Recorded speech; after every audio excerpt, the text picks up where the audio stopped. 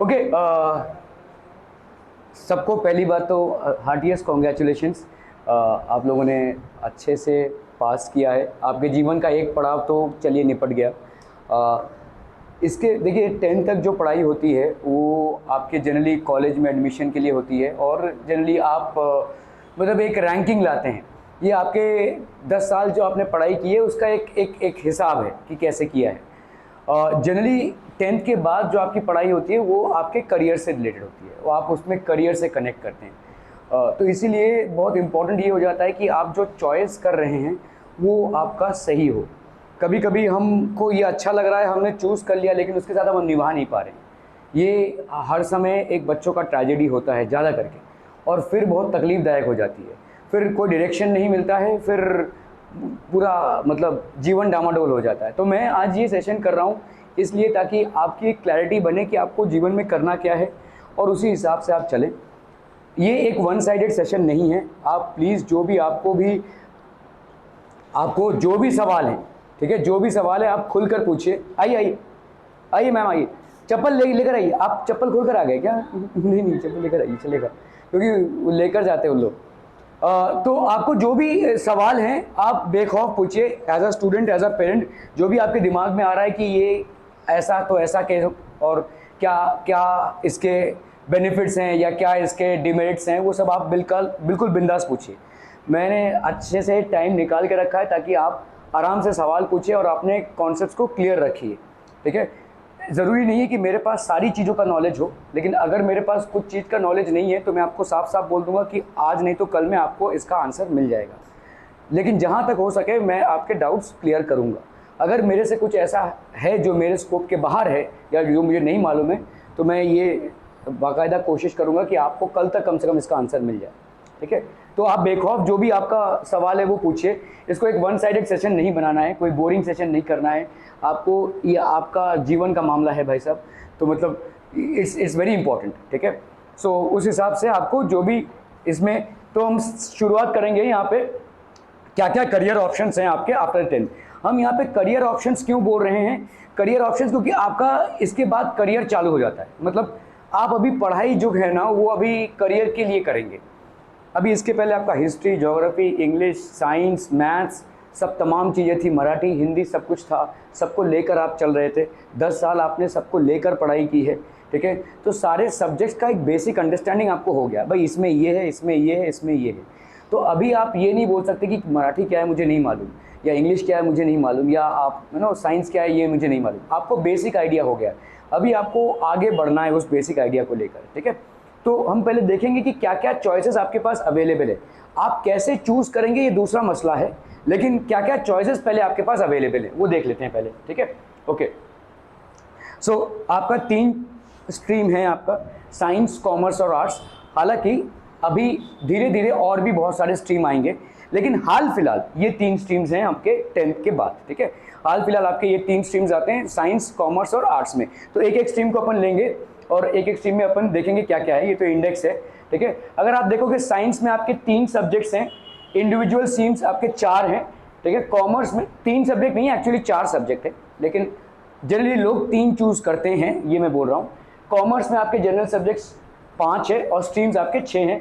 These are things which will consider, ठीक है। Arts में आपका भाई साहब ये है, ओके। विल सी, एक एक करके अपन देखेंगे, ठीक है, क्या क्या है। ओके, तो पहले आते हैं हम साइंस में। तो साइंस में आपके जनरल सब्जेक्ट्स क्या क्या हो जाएंगे, देखिए। साइंस में जो कॉम्बिनेशन होता है वो क्या क्या होता है। एक हो गया आपका PCMB, फिजिक्स, केमिस्ट्री, मैथ्स और biology, plus English plus language, ठीक है। एक लैंग्वेज सब्जेक्ट होगा आपका। अभी ये लैंग्वेज सब्जेक्ट कुछ भी हो सकता है, ये डिपेंड करता है कॉलेज पे। अभी आप किसी कॉलेज में गए और आपने बोला कि मुझे फ्रेंच सीखना है, तो हो सकता है उस कॉलेज के पास वो ना हो, ये डिपेंड करता है कॉलेज पे, ठीक है।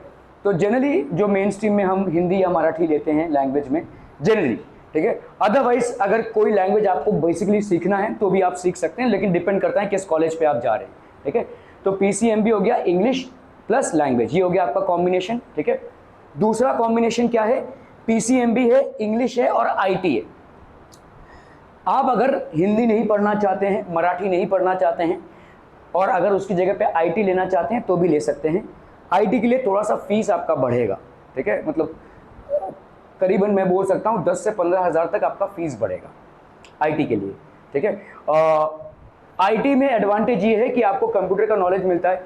हिंदी मराठी या सीख कर भी आप कितना सीखेंगे, और मतलब आप जितना सीखना था ऑलमोस्ट सीख चुके हैं। आज की तारीख में आप एक लेटर लिख सकते हैं, आज की तारीख में आप चीज़ों को समझ सकते हैं। तो मेरे हिसाब से बहुत लोग इसको लेते हैं आईटी को, क्योंकि अभी लैंग्वेज का और ज़्यादा इंपॉर्टेंस कुछ हमको नहीं लग रहा है, ठीक है।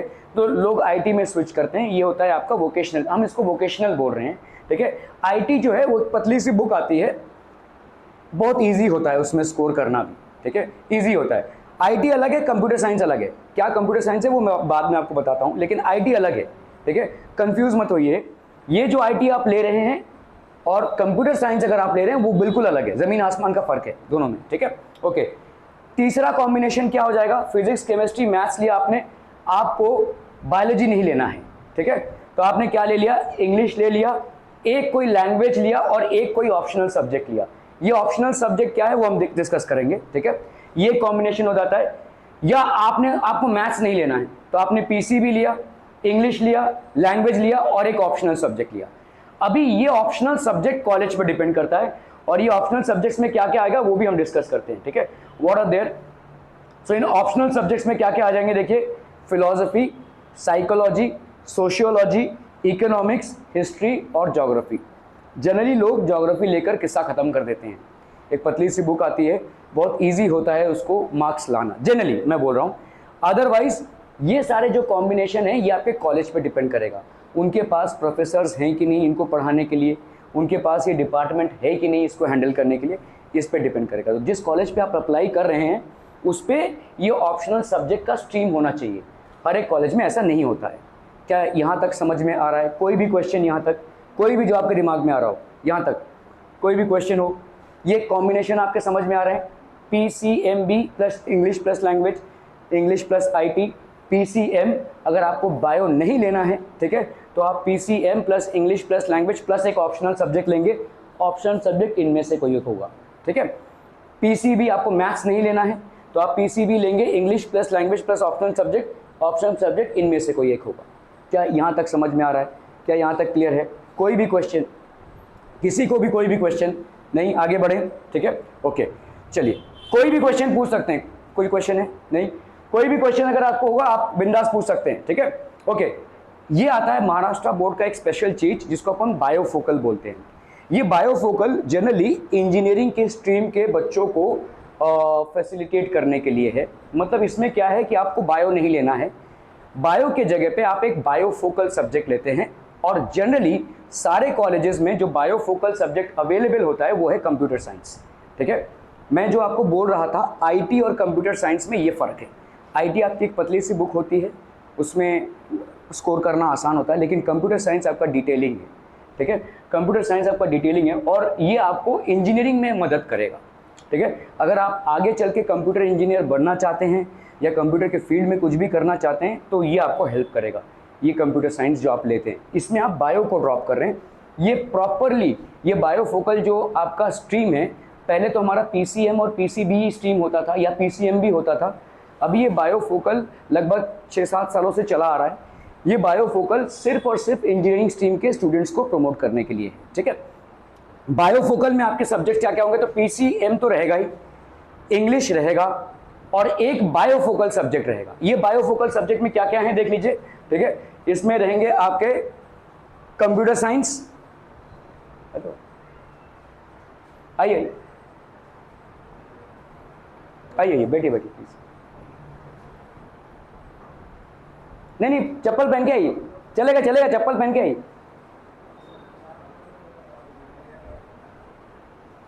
ठीक है। सो यहाँ पे हमारा बायोफोकल में क्या क्या सब्जेक्ट्स होंगे देख लीजिए।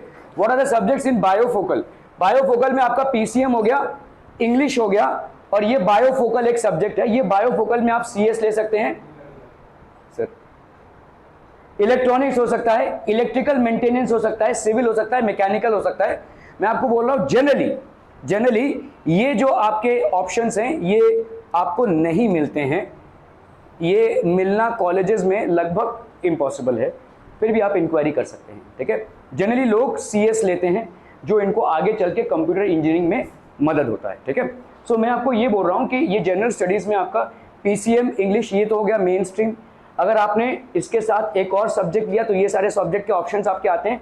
और बायोफोकल जो है वो प्राइमरीली इंजीनियरिंग को अगर आप परसू करना चाहते हैं तो गवर्नमेंट ने ये आपके लिए बायोफोकल रखा है, जिसमें आप PCM लेंगे, इंग्लिश लेंगे और इनमें से कोई एक सब्जेक्ट लेंगे, लेकिन इनमें से बाकी का ऑप्शन आपको नहीं मिलेगा।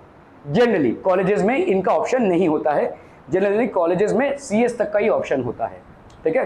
तो लोग CS को ज़्यादा करके लेते हैं, ज़्यादा करके यहाँ पे जो मैंने देखा है CS को लेते हैं। और CS आपके अगर आपका PCM के बाद इंजीनियरिंग करने का इरादा है और कंप्यूटर में इंजीनियरिंग करने का इरादा है तो it will be of great help.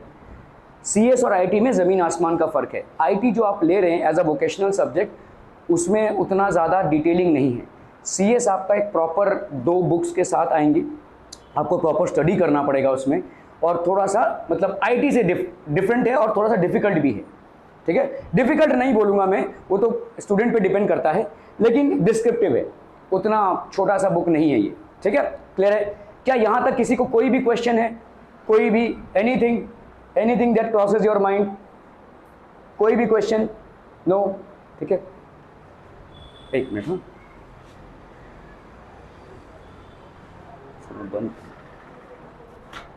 थोड़ा सा ओके मैंने अभी जस्ट चालू किया है, ठीक है।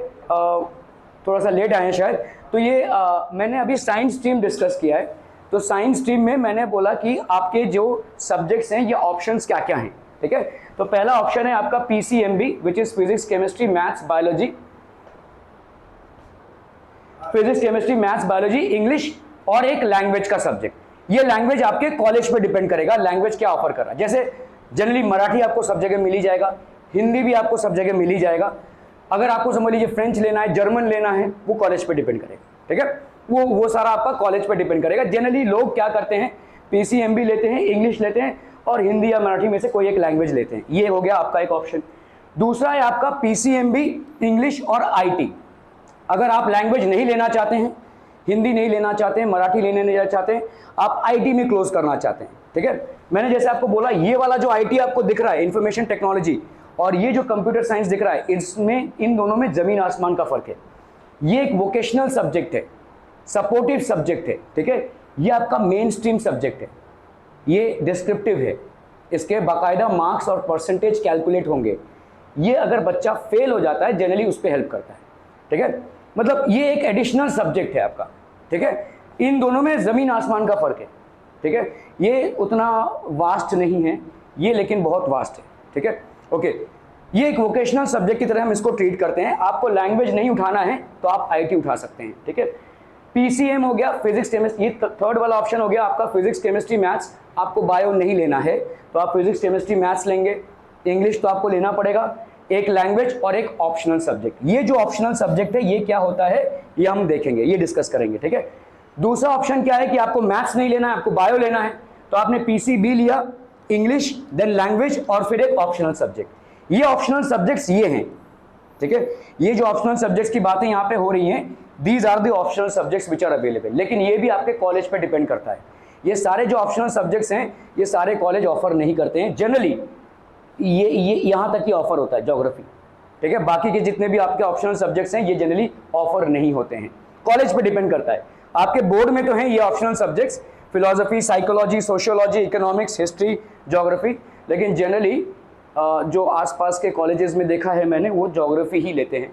और ज्योग्राफी लोग जनरली इसलिए लेते हैं क्योंकि बहुत पतली से एक बुक होती है, आराम से उसमें मतलब आप मार्क्स स्कोर कर सकते हैं। ये भी एक रीज़न है कि स्टूडेंट्स उसको लेते हैं, ठीक है। ये अगर आपके ऑप्शनल सब्जेक्ट्स। इसके बाद हम आते हैं बायोफोकल में। बायोफोकल स्पेशली उन स्टूडेंट्स के लिए बनाया गया है जिनको इंजीनियरिंग को करियर बनाना है, और स्पेशली कंप्यूटर साइंस में, क्योंकि आज की तारीख में कंप्यूटर साइंस एक मेन स्ट्रीम इंजीनियरिंग का कोर्स है। ज़्यादा करके लोग कंप्यूटर्स में ही ऑप्ट करते हैं, इंजीनियरिंग में ही। तो इसीलिए आपको देखो यहाँ पे कॉम्बिनेशंस क्या क्या हैं। PCM है, ठीक है, फिजिक्स केमिस्ट्री मैथ्स इंग्लिश, कोई लैंग्वेज का सब्जेक्ट नहीं है, लेकिन एक बायोफोकल सब्जेक्ट रहेगा। और इस बायोफोकल सब्जेक्ट का बोर्ड्स में 200 मार्क्स का रहेगा, ठीक है, मतलब 2 पेपर्स होंगे आपके। तो ये CS है। ये जो बायोफोकल सब्जेक्ट्स जो आपको ऑफर होते हैं वो है computer science, electronics, electrical maintenance, civil और मैकेनिकल। मुझे नहीं लगता कि आजू बाजू किसी भी कॉलेज में ये 4 ऑफर होते हैं, फिर भी आप इंक्वायरी कर सकते हैं। अगर उन्होंने लॉन्च किया रहेगा तो मुझे नहीं मालूम, लेकिन जनरली ये सबके पास है, CS सबके पास है, ठीक है। कंप्यूटर साइंस में ही लोग लेते हैं, और एडवांटेज ये मिलता है कि जब आप एक्चुअली में इंजीनियरिंग में जाते हैं तो इस कंप्यूटर साइंस का जो नॉलेज आप यहाँ पे एक्वायर करते हैं वो आपके लिए हेल्प करेगा, ठीक है। तो ये था तमाम कच्चा चिट्ठा साइंस का। इसमें किसी को भी कोई भी क्वेश्चन है, किसी चीज़ को डिटेल में जानना है, या कोई भी जो चीज़ जो आपको समझ में नहीं आई है, कोई कॉम्बिनेशन ऐसा कुछ भी है, आप बिंदास बेखौफ पूछ सकते हैं। Anything that crosses your mind. मेरे पास शायद सारे सवालों का जवाब नहीं होगा, लेकिन अगर नहीं भी होगा तो मैं ये आपको 1-2 दिन में बता सकता हूँ, लेकिन जहाँ तक मेरे को जवाब है वो मैं ज़रूर दे सकता हूँ। कोई भी चीज़ ऐसा है जो नहीं समझ में आया है यहाँ पे साइंस के कॉम्बिनेशन में, कोई भी उत्सुकता हो रही है आपको जानने की, देखिए धीरे धीरे चीज़ें चेंज होंगी। आपका जो पॉलिसी है गवर्नमेंट का वो है NEP पॉलिसी है, नेशनल एजुकेशन पॉलिसी में काफ़ी सारी तब्दीलियां हो गई हैं, काफ़ी सारे चेंजेस हो गए हैं, जिसके वजह से और भी बहुत सारे सब्जेक्ट्स आप इंक्लूड कर सकते हैं, ठीक है। वो दिन दूर नहीं है जब आप फिजिक्स, केमिस्ट्री, मैथ्स के साथ शायद हिस्ट्री भी पढ़ने का ऑप्शन पाएँ।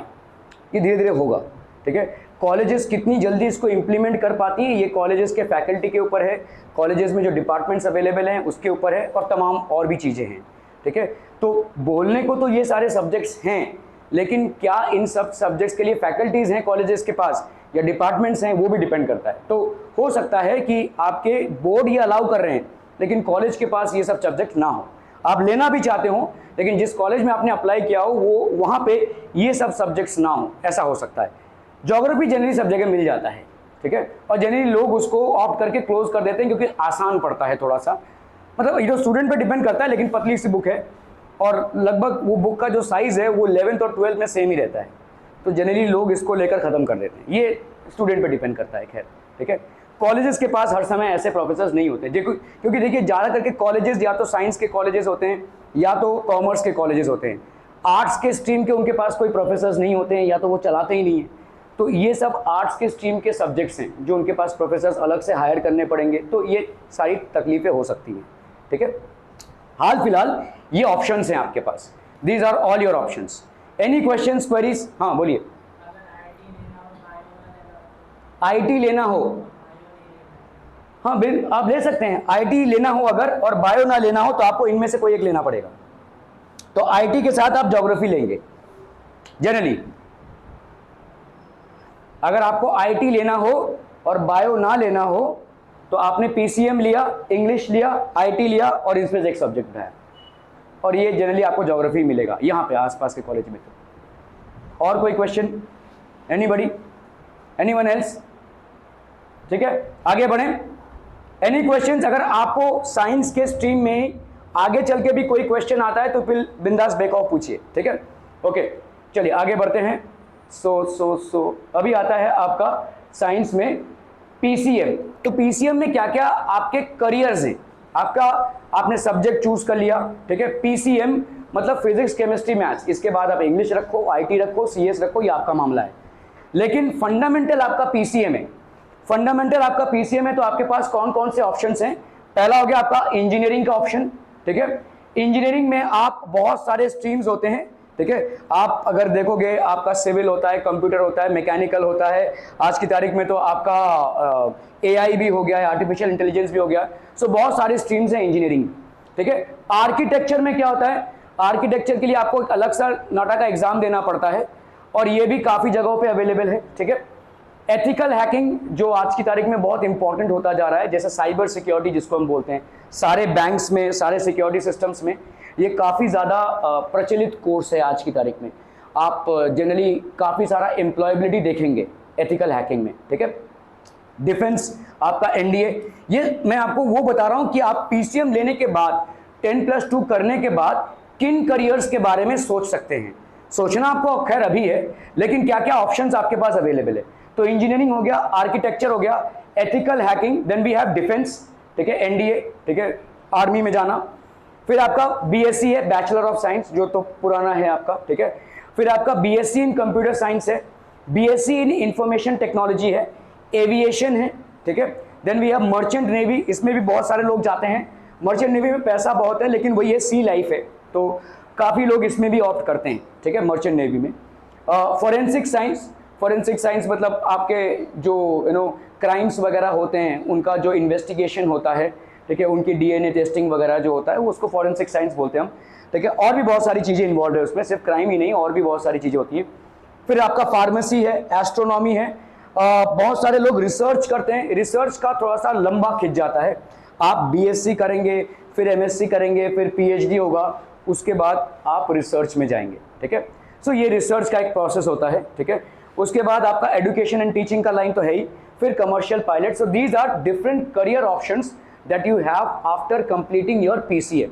अभी पीसीएम के साथ आपने इंग्लिश लिया हो, आईटी लिया हो, सीएस लिया हो, कोई दूसरा सब्जेक्ट लिया हो, वो आपके ऊपर है, लेकिन ये सब ऑप्शंस आपके लिए रहते हैं, ठीक है। अभी अगर हम बात करें इंजीनियरिंग की, तो इंजीनियरिंग में प्रीमियर इंस्टीट्यूट आपका आईआईटी है। मेरे टाइम पे तो 5 ही आईआईटी था, आज के टाइम पे 23 आईआईटी हो गए हैं, और भी हो रहे हैं। मेरे टाइम पे कुछ 500 सीट्स थी, आज के टाइम पे आपके 5023 से ज़्यादा सीट्स हैं। सीट्स तो हैं, लेकिन कंपटीशन बहुत टफ है, ठीक है।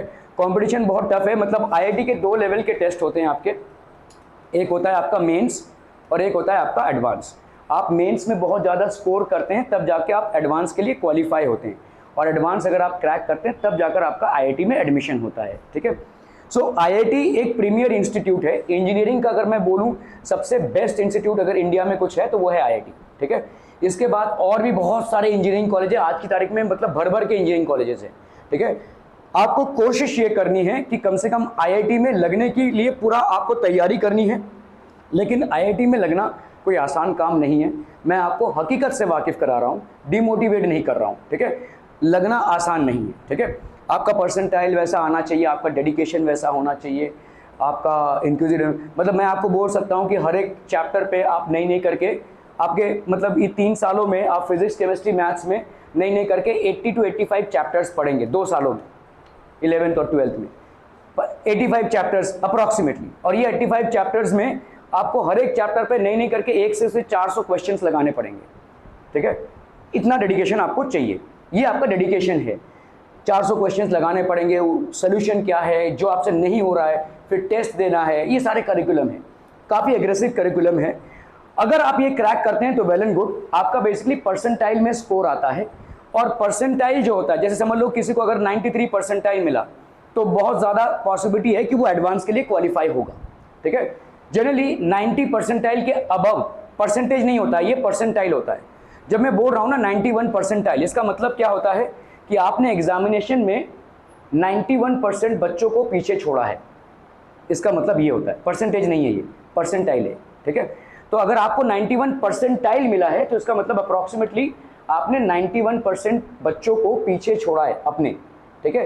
अभी जैसे जैसे होता है, जैसे कभी कभी 93 परसेंटाइल आपका क्वालिफायर स्कोर बन जाता है एडवांस लेवल के लिए, फिर आप एडवांस लेवल देते हो, और एडवांस अगर आप क्वालिफाई करते हो तब जाकर आपका आईआईटी में एडमिशन होता है, ठीक है। ये प्रोसेस है। अगर आईआईटी में नहीं हुआ तो क्या, 5000 सीट्स हैं और करीबन हर साल 15 लाख बच्चे इस एग्जामिनेशन में अपीयर होते हैं ऑल ओवर इंडिया, ठीक है। 15 से 20 लाख बच्चे आईआईटी का एग्जाम देते हैं, 5000 सीट्स भरे जाते हैं अलग अलग स्ट्रीम्स में, ठीक है। तो अगर आईआईटी नहीं हुआ तो क्या, तो भी कोई बात नहीं, आपका जो ये परसेंटाइल स्कोर है इस पे बहुत सारे कॉलेजेस में एडमिशन हो जाएगा आपका, ठीक है। जैसे मैं अभी एमएससीटी की बात नहीं कर रहा हूँ, मैं अभी सिर्फ और सिर्फ आईआईटी की बात कर रहा हूँ। तो जो भी आपको परसेंटाइल मिला है यहाँ पे, इसके बेसिस पे बहुत सारे इंजीनियरिंग कॉलेजेस में आपका डायरेक्ट एडमिशन होता है। आईआईटी तो बच्चे करते क्या हैं, वो देख लेते हैं कि आईआईटी शायद मेरे से नहीं बन पाएगा, तो मैं कम से कम इतना परसेंटाइल लाऊं कि मुझे एक अच्छा कॉलेज मिल जाए, ठीक है। तो महाराष्ट्र में प्लस महाराष्ट्र के बाहर भी आपको अच्छा कॉलेज आईआईटी के परसेंटाइल पे मिल जाएगा। आईआईटी में जो भी आपको परसेंटाइल मिला होगा उसके बेसिस पे मिल जाएगा। दूसरा एक और है एमएचसीईटी जो आप देते हैं, एमएचसीईटी पीसीएम में।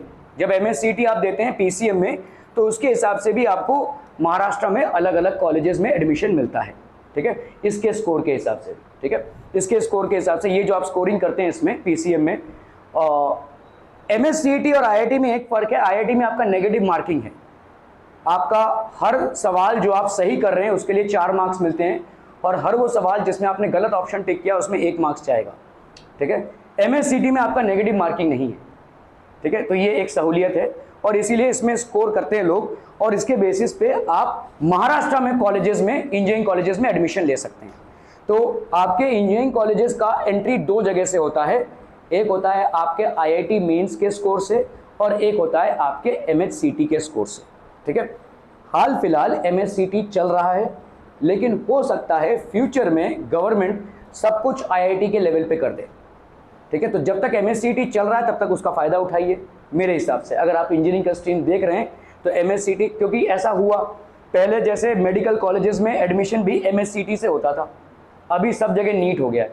आपको नीट क्वालिफाई करना पड़ेगा तभी जाकर आप MBBS या BDS कर सकते हैं। ठीक है, तो ये एक अभी हो गया है। अभी आप भारत के किसी भी प्रांत में रहें, अगर आपको किसी मेडिकल कॉलेज में एडमिशन लेना है तो आपको नीट ही देना पड़ेगा। नीट के सिवा और कुछ क्वालिफायर है ही नहीं, कॉलेज का कोई सेपरेट एग्जाम नहीं होगा। ठीक है, तो ये हो गया आपके इंजीनियरिंग कॉलेज।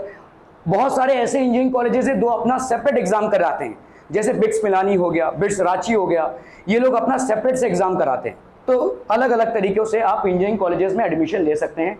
कहीं कहीं पे IIT के परसेंटाइल से लेते हैं, कहीं कहीं पे MSCT से, और कहीं कहीं पे वो खुद अपना एग्जाम कराते हैं। ठीक है, कहीं कहीं पे वो खुद भी अपना एग्जाम कराते हैं। तो these are different ways in which you can get into engineering. Architecture क्या होता है? आर्किटेक्चर में आपका थोड़ा सा ड्राइंग वगैरह ये अच्छा होना चाहिए। आर्किटेक्चर में भी काफ़ी स्कोप है, और लगभग वो सारे इंजीनियरिंग कॉलेजेस जो आपको इंजीनियरिंग स्ट्रीम में एडुकेशन देते हैं वो सब आर्किटेक्चर में भी आपको एडुकेशन देते हैं। जनरली वो अवेलेबल होते हैं। जैसे IITs में आर्किटेक्चर अवेलेबल है, आप यहाँ पे पिल्लई में चले जाएंगे, वहाँ पे इंजीनियरिंग अवेलेबल है और उसके साथ साथ आर्किटेक्चर भी अवेलेबल है। ठीक है, तो ये तो थी हमारी इंजीनियरिंग या PCM की बातें। अगर आपको इसमें कुछ भी जानना हो, कुछ भी क्वेश्चन है जो अभी आपके दिमाग में आ रहा हो, please feel free to ask.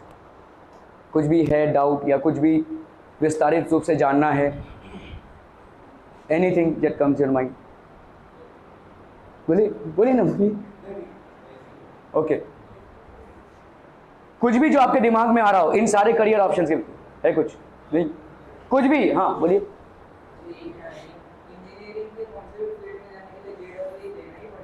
नहीं, ऐसा कोई ज़रूरी नहीं है। इंजीनियरिंग के कोई भी फील्ड में जाने के लिए JEE देना पड़ेगा ऐसा नहीं है, लेकिन आप MS समझ लीजिए, आप JEE नहीं दे रहे हैं, नहीं दे रहे हैं, आप महाराष्ट्र के हैं, आपने MSCT दिया, MSCT के स्कोर पे आप इंजीनियरिंग कॉलेजेस में अपने स्ट्रीम के हिसाब से एडमिशन ले सकते हैं। आपके स्कोर पे डिपेंड करता है ऑफकोर्स। तो ऐसा ज़रूरी नहीं है कि आपको JEE मेंस देना ही पड़े, लेकिन मेरा ये सुझाव है कि JEE मेंस की तैयारी कीजिए, वो आपको स्ट्रांग बनाएगा।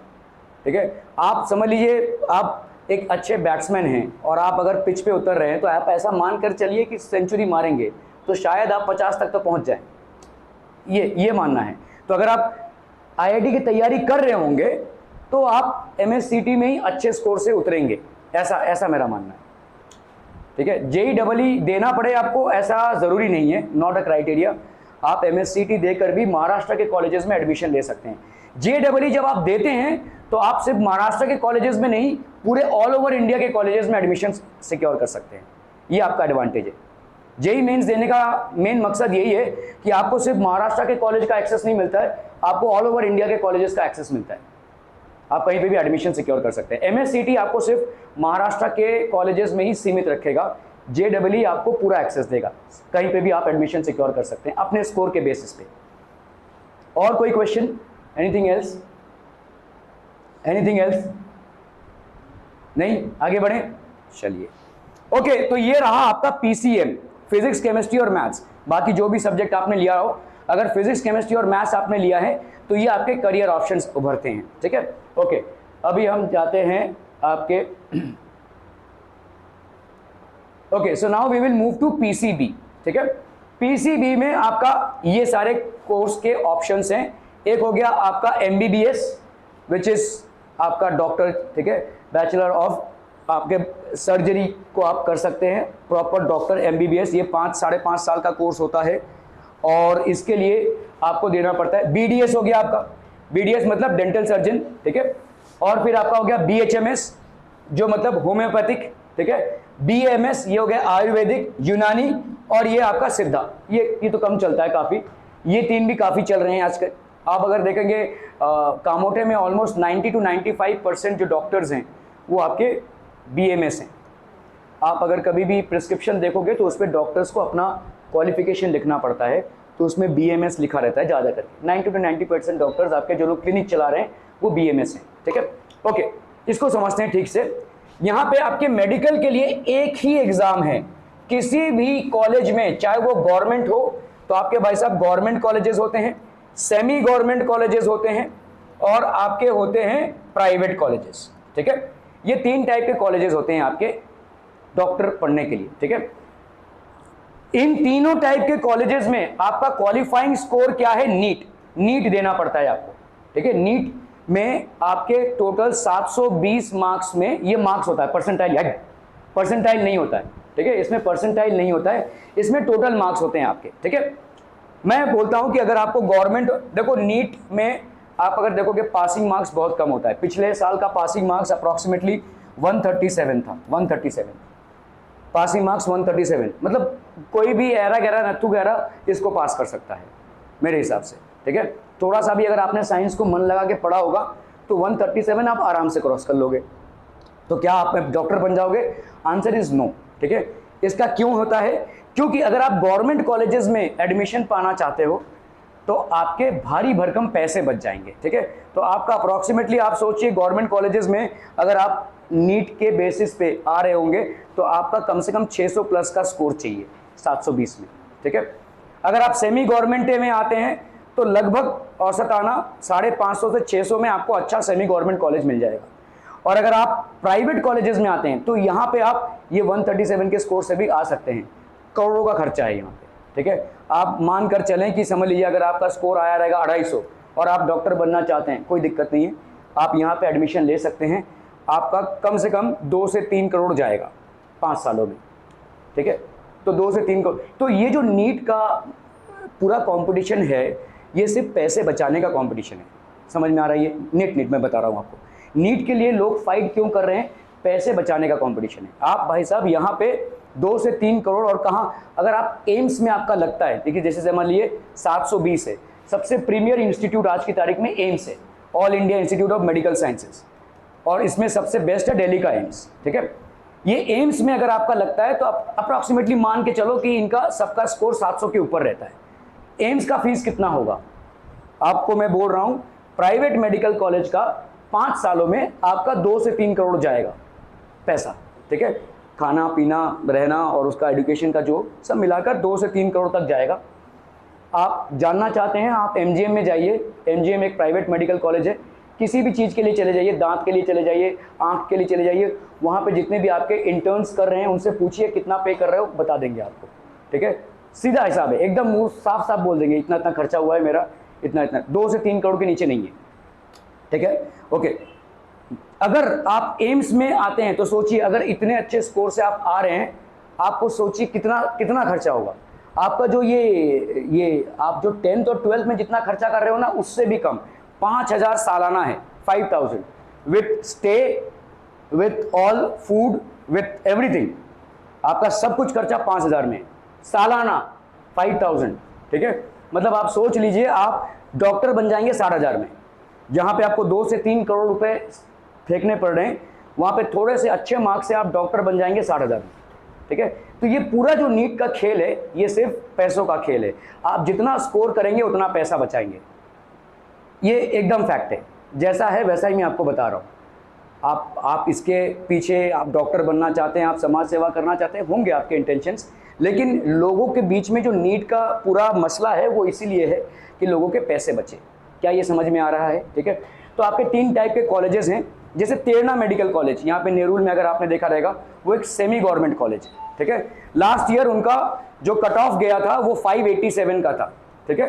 587 के कट ऑफ में उनका सालाना फीस अप्रॉक्सीमेटली 12 लाख है।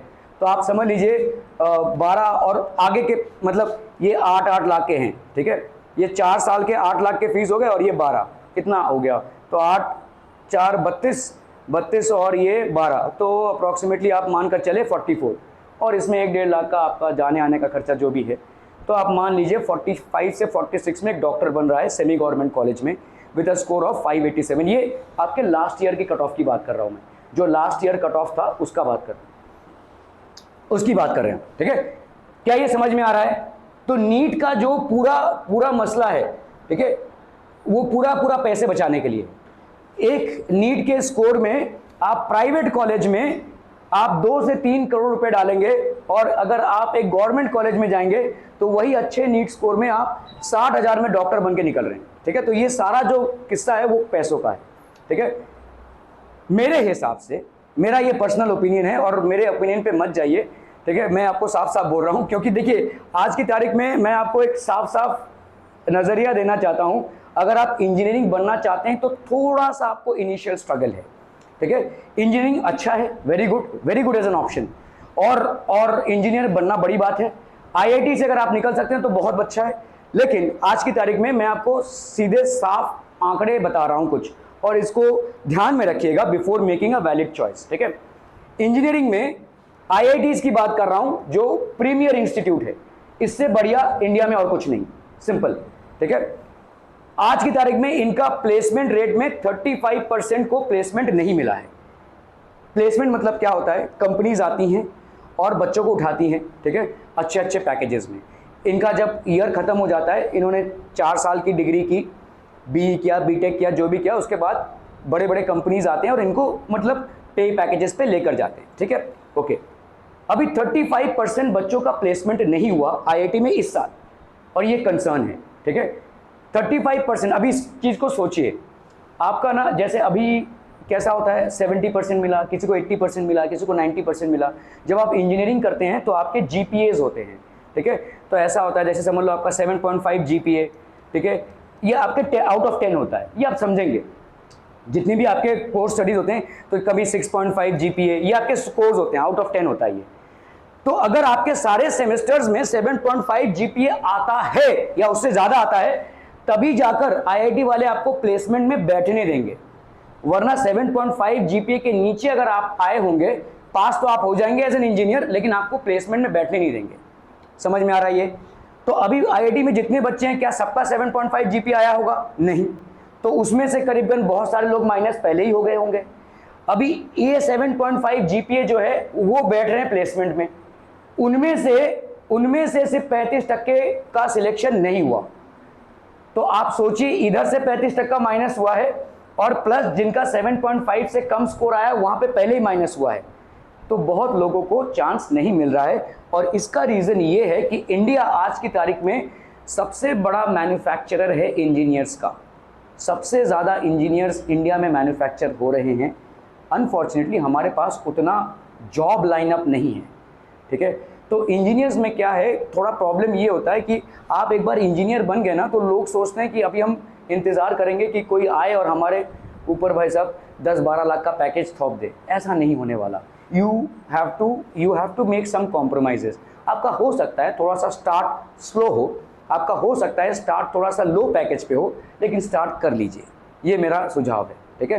लोग नेगोशिएट नहीं करते हैं, लोग बोले नहीं भाई हमको तो 1 लाख का ही स्टार्टिंग चाहिए। नहीं, ऐसा नहीं होता है, ठीक है। आपने की होगी इंजीनियरिंग, आपके मार्क्स बहुत अच्छे होंगे, लेकिन हमारे पास अभी इतना ही है आपको देने के लिए। तो ये थोड़ा सा कॉन्फ्लिक्ट होता है। हम सुनेंगे कि इंजीनियरिंग में काफ़ी सारा अनएम्प्लॉयमेंट है। अनएम्प्लॉयमेंट का रीज़न ये नहीं है कि काम नहीं है, अनएम्प्लॉयमेंट का रीज़न ये है कि लोग चाहते नहीं है कम पैसों में काम करना, उनको कुछ बड़ा ही पहले से ही ग्रैंड चाहिए। तो ये एक चीज़ है जिसके लिए अनएम्प्लॉयमेंट बढ़ रहा है इंजीनियरिंग में। तो ये एक चीज़ है जो इंजीनियरिंग में मेरे को दिखा है और मैंने देखा भी है।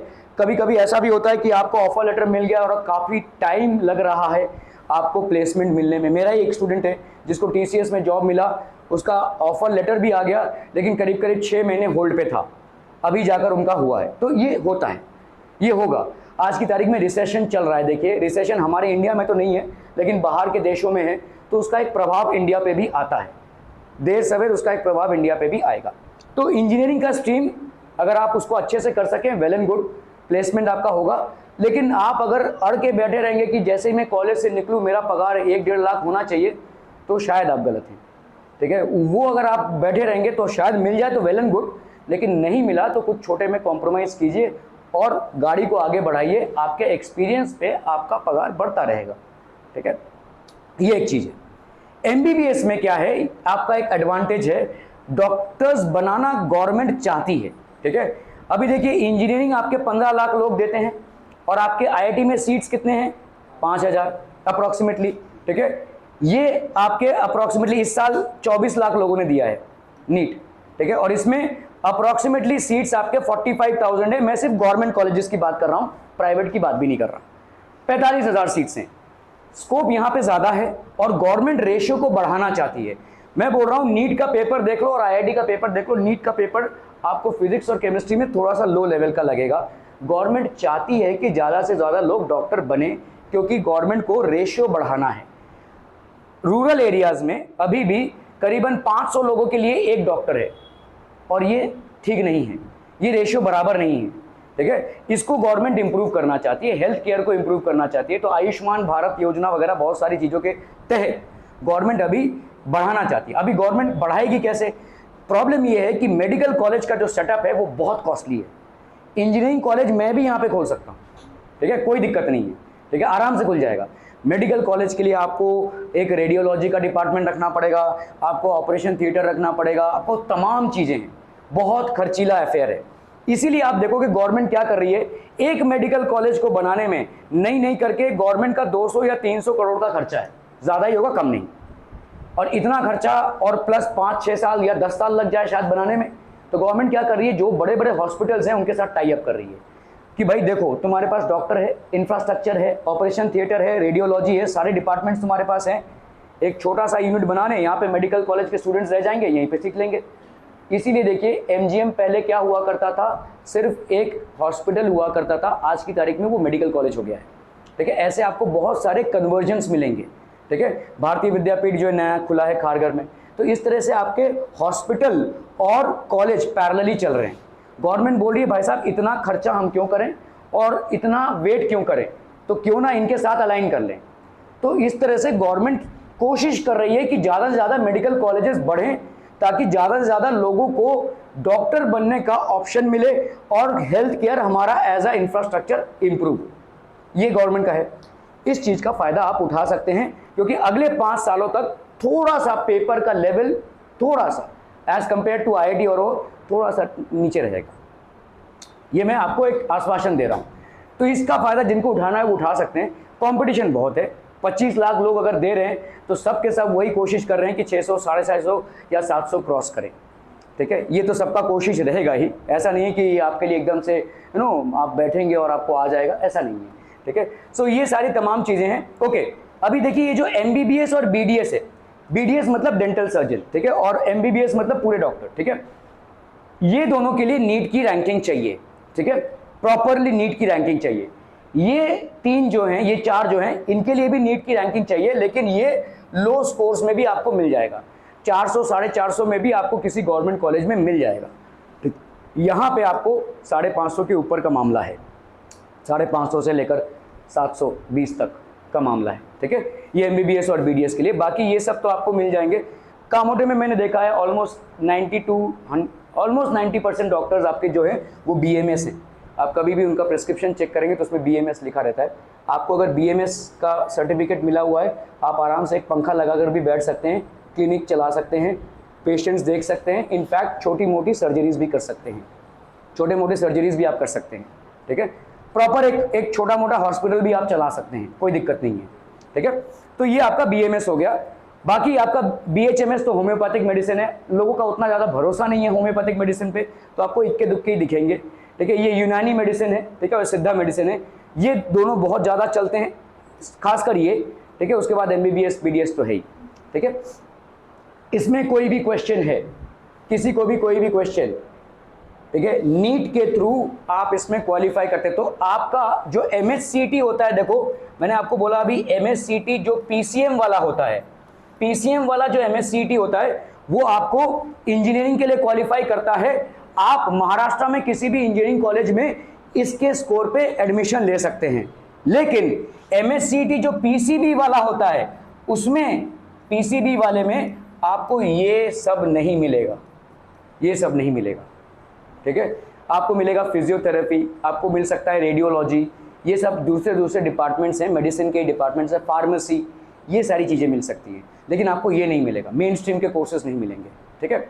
MBBS, BDS, BAMS, BHMS, ये सारी जो चीज़ें हैं जो आपको एक डॉक्टर क्वालिफाई करती हैं, वो सिर्फ और सिर्फ आपको नीट के स्कोर पे ही मिलेगा। क्या ये क्लियर है? आपके नीट के स्कोर पे ही ये एडमिशन होगा। और बाकी सब जो चीज़ें हैं जैसे रेडियोलॉजी हो गया, जो एक्सरे करते हैं जो लोग, आपका फार्मेसी हो गया, फिर आपका फिजियोथेरेपी, देखिए जैसे यहाँ पे एक फिजियोथेरेपी का, अगर हड्डियाँ खिसक गई हैं या कोई पेन हुआ है या कोई एक्सीडेंट हुआ है तो फिजियोथेरेपी, ये सारी चीज़ें होती हैं, ठीक है।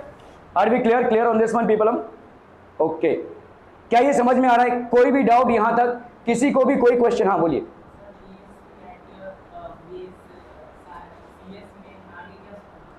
आगे स्कोप है, काफ़ी है। BSc जो CS होता है वो कंप्यूटर साइंस में होता है। यहाँ पे आप सारे प्रोग्रामिंग्स वगैरह सीखते हो, पाइथन से लेकर सारी चीज़ें, ठीक है। जितने भी आपके अपडेटेड प्रोग्रामिंग लैंग्वेजेस होते हैं वो सारे आप सीखते हैं। BSc IT जो होता है उसमें आप टेक्निकल चीज़ें ज़्यादा सीखते हैं, जैसे आपका अगर मेरा माउस नहीं चल रहा है या मदरबोर्ड में कुछ खराबी है या कोई प्रोग्राम ठीक से रन क्यों नहीं हो पा रहा है, ये सारी चीज़ें सीखते हैं। कंप्यूटर साइंस और IT में क्या होता है, कंप्यूटर साइंस में आप प्रोग्रामिंग सीख जाते हो, मतलब आपको कोई प्रोग्रामिंग दिया जाए तो आप उसको बनाते हो, यू बिकम अ क्रिएटर। जैसे एक गाड़ी बनाने वाला और एक गाड़ी का मैकेनिक, वैसा डिफरेंस है, ठीक है। हालांकि दोनों में काफ़ी स्कोप है, लेकिन अगर मुझे कोई कंप्यूटर इंजीनियर मिल रहा है तो मैं CS वाले को क्यों लूँ? समझ में आ रहा है? कंपनीज ऐसा ही सोचती हैं कि अगर कंपनीज को एक प्रॉपर इंजीनियर मिल रहा है कंप्यूटर साइंस में तो वो BSc CS को क्यों ले सकते हैं, ऐसा कुछ नहीं है, लेकिन वो जनरली सोचेंगे भाई कंप्यूटर इंजीनियर को उठाए ना हम, ऐसा है। और कोई क्योंकि आज की तारीख में जितने भी लोग इंजीनियरिंग में जा रहे हैं 90 से 95% लोग कंप्यूटर इंजीनियरिंग ही लेंगे। कभी कभी लोगों को मैंने देखा है IIT छोड़ते हुए क्योंकि उनको कंप्यूटर नहीं मिल रहा है, वो किसी दूसरे इंजीनियरिंग कॉलेज में जा रहे हैं, IIT छोड़ दिया क्योंकि उनको कंप्यूटर चाहिए। तो ऐसा हो गया है, मतलब फील्ड अभी ज़्यादा इंपॉर्टेंट हो गया है कॉलेज से, कभी कभी ऐसा होता है, ठीक है।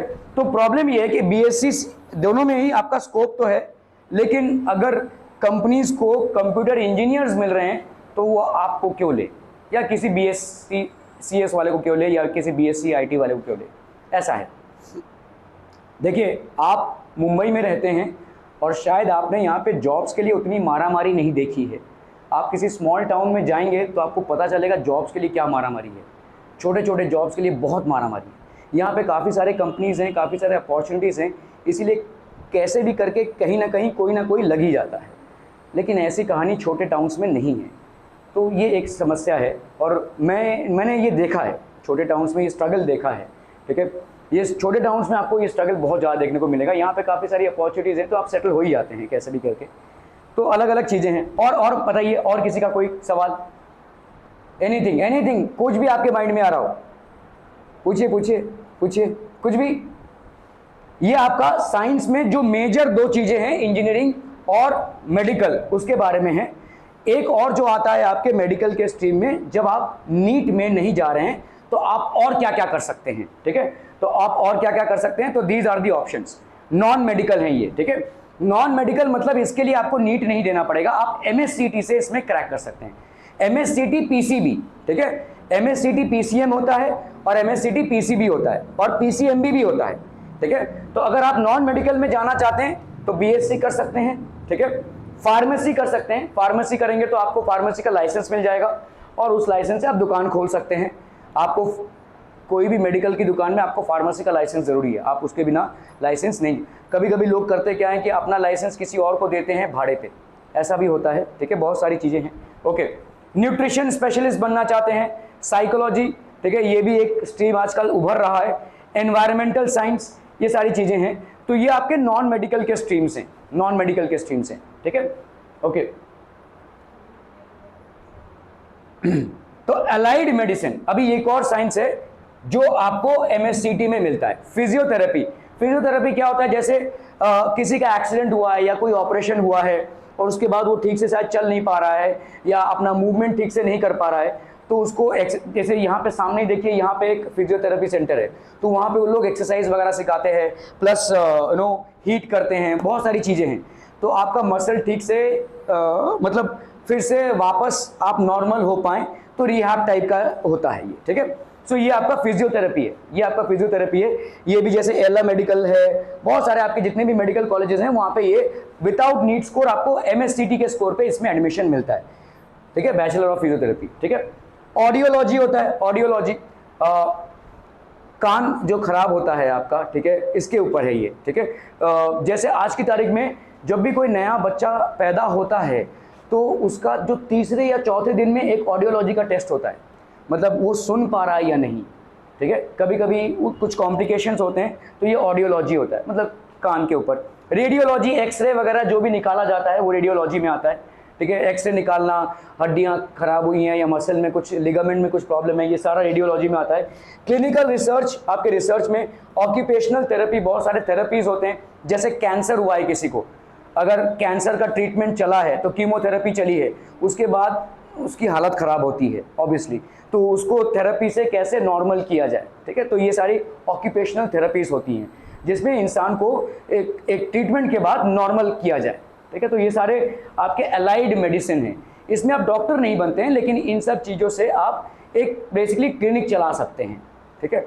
इसमें कोई क्वेश्चन, ये सब जो सीट्स हैं आपको मिलती हैं अलग अलग मेडिकल कॉलेजेस में, और ये सीट्स आपको मिलती हैं MSCT के एग्ज़ाम से, ठीक है। इसमें नीट का कोई लेना देना नहीं है, क्लियर है ये।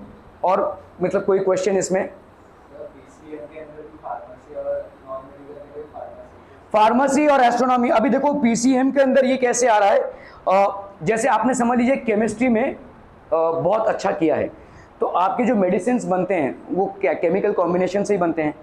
ये वाला फार्मेसी और ये वाला जो फार्मेसी है वो अलग अलग है, ठीक है। ये वाला फार्मेसी और ये वाला फार्मेसी अलग है। इस फार्मेसी से आप मेडिकल शॉप नहीं खोल सकते, लेकिन आप किसी मेडिकल मैन्युफैक्चरिंग कंपनी में जॉब कर सकते हैं, ठीक है, जहाँ पे दवाइयों का प्रोडक्शन हो रहा हो, या खुद भी कोई दवाई प्रोडक्शन यूनिट डाल सकते हैं, ठीक है। इस वाले फार्मेसी में और इस वाले फार्मेसी में ये डिफरेंस है। इस वाले फार्मेसी में आप मेडिकल के शॉप खोलेंगे तो इसका लाइसेंस चाहिए आपको, जो यहाँ मिलेगा। ये वाला फार्मेसी अलग है। यहाँ पे जैसे आपने केमिस्ट्री आपकी बहुत अच्छी है, आपने केमिस्ट्री में आगे पढ़ाई की, और आप किसी फार्मास्यूटिकल कंपनी में लग गए जहाँ पे दवाइयाँ मैन्युफैक्चर हो रही हैं, तो इसके लिए आपको ये ज़रूरत है, ठीक है, दैट इज़ देयर। और कोई चीज़, anything else, anything else that runs your mind? No, आगे बढ़ा जाए, ओके। कुछ भी है इसमें, ये साइंस स्ट्रीम की चीज़ें हैं, कुछ है, कुछ भी है नहीं, ओके, ठीक है, ओके। अभी हम आते हैं वाणिज्य कॉमर्स में, ठीक है।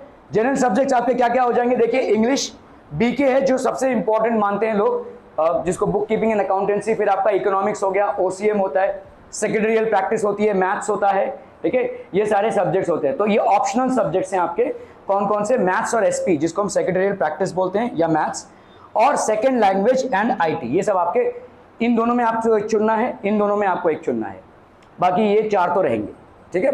तो आपका इंग्लिश, BK एंड अकाउंटेंसी जिसको हम बोलते हैं, वो एक सब्जेक्ट हो गया, इकोनॉमिक्स, OCM, ठीक है, और फिर आपका मैथ्स या SP, सेकेंड लैंग्वेज या IT। ज़्यादा करके जो लोग CA वगैरह लेना चाहते हैं वो मैथ्स ले लेते हैं, ठीक है। सेक्रेटरियल प्रैक्टिस में आप बेसिकली कैसे लेटर्स लिखते हैं, कैसे ऑफिशियल चीज़ें को हैंडल करते हैं, वो सब चीज़ें हैं, ठीक है, तमाम। बढ़े आगे, बहुत बढ़िया, ठीक है। बायोफोकल, यहाँ पे भी देखिए एक बायोफोकल का चीज़ है। आपको ये जो OCM के साथ ये दोनों के ऑप्शन थे, उनको ना छोड़ के हमने बैंकिंग डाल दिया है, ठीक है।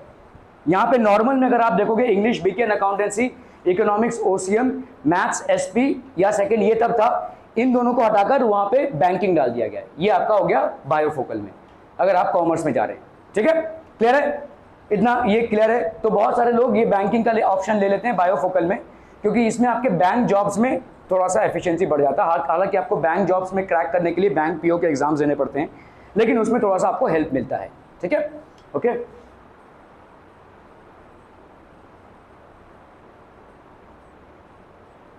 ओके, सो कॉमर्स में आपके क्या क्या कोर्सेज हैं, देखिए BCom है, जिसको हम बैचलर ऑफ कॉमर्स बोलेंगे, bachelor of banking and insurance है, ठीक है, bachelor of accounting and finance, काफ़ी ज़्यादा लोग इसको ऑप्ट करते हैं।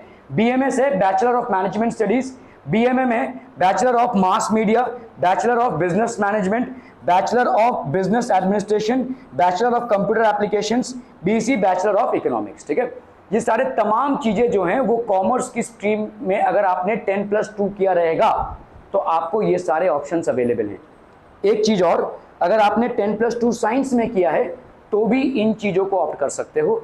अगर आपने आर्ट्स में किया है तो भी इन चीज़ों को ऑप्ट कर सकते हो। आर्ट्स में तो जल्दी करते नहीं है, लेकिन साइंस में अगर आपने ऑप्ट किया है तो आप ये सारे कोर्सेज में जा सकते हो सकता है आपको लगा कि 11th में यार नहीं हो रहा है या 12th में अब ले ही चुके हैं तो चलो निभा लेते हैं, साइंस को कैसे भी करके धक्का मार के आपने 10+2 कर लिया, उसके बाद नहीं जम रहा है आपको, तो आप इन सारे जगहों पे जा सकते हो, आप इन सारे कोर्सेज को परस्यू कर सकते हो। ठीक है, क्लियर है? ठीक है, इन सारे कोर्सेज को आप परस्यू कर सकते हो।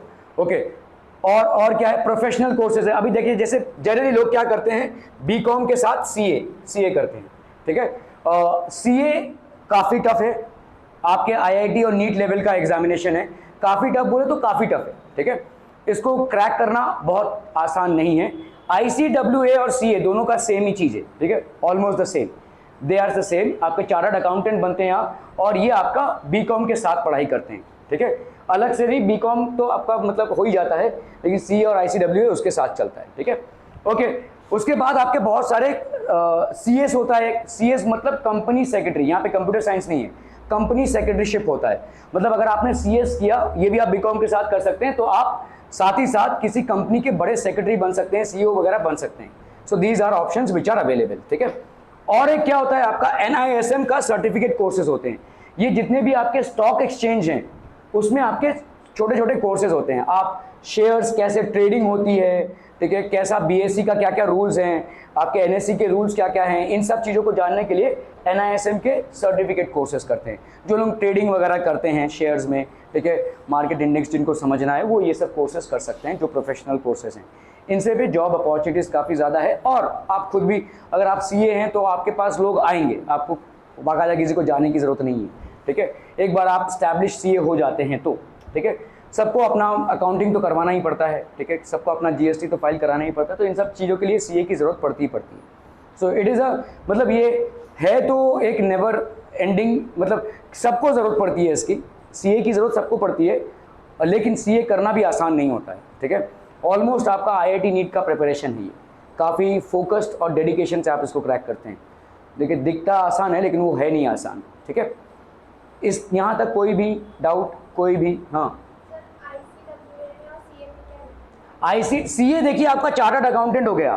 ठीक है, ICWA मतलब आपको पूरा नॉलेज है, although you are not a certified chartered accountant. ठीक है, आप जनरली क्या करते हैं, जब ICWA करते हैं तो आप खुद का फर्म शायद नहीं खोलते हैं, लेकिन किसी CA के साथ पैरेलली काम कर सकते हैं। ठीक है, तो ये ICWA मतलब आप ऑथराइज्ड हैं, ठीक है, लेकिन फिर भी आप CA के लेवल के नहीं हैं। ठीक है, आप खुद एक चार्टर्ड अकाउंटेंट नहीं है, but you are almost parallel with your knowledge, वैसा है, ऑलमोस्ट सेम है दोनों, लेकिन CA हर समय ज़्यादा बेनिफिट पाएगा ऑलवेज। और कोई क्वेश्चन? कॉमर्स टीम में कोई क्वेश्चन? तो मेरे हिसाब से अगर आप कॉमर्स कर रहे हैं तो ये मत छोड़िए। अगर आपको लगता है कि आपका कॉमर्स का फाउंडेशन अच्छा है और आप आगे जा सकते हैं, प्लीज़ डू दिस। ठीक है, इसका मतलब आप 11th में एडमिशन ले रहे हैं कॉमर्स में, ये चालू कर दीजिए साथ ही साथ प्रिपरेशन करना, क्योंकि 12th के बाद आप BCom करेंगे, तब आप CA का एंट्रेंस देंगे, तो फाउंडेशन आपका स्ट्रॉन्ग रहेगा, आप उसको क्रैक कर सकते हैं।